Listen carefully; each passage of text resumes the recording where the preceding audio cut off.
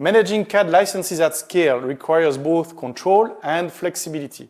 With this release, administration in ARIS becomes more centralized, more transparent, and more adaptable to company policies directly from the Greybat customer portal. The main update is the introduction of a centralized admin dashboard for company settings.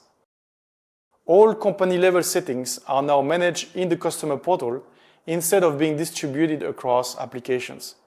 This includes, for example, controls for the cloud storages that your users can or cannot connect to ARIS, but also additional security settings for view-only links or QR codes.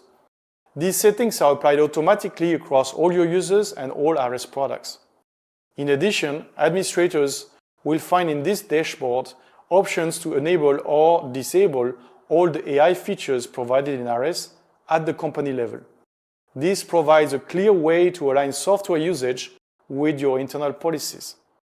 Number 2, statistics for Flex Network licenses. Previously, statistics were only available for Flex Cloud licenses. Now the Flex Network License Manager was improved to include usage statistics. The result is a better insight into how licenses are consumed, helping to optimize the quantities.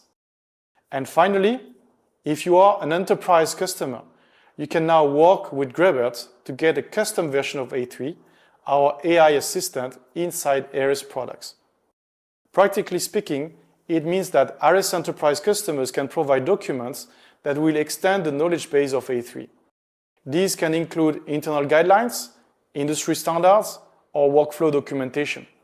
This way, your custom version of A3 will gain the ability to assist your users, and only your users, with questions related to the knowledge base you provided. As always, we look forward to hearing your feedback. And that's it for our top 3. To learn more about all the features released this year and try these features, you can visit our website or download the What's New document that explains in details all the new features.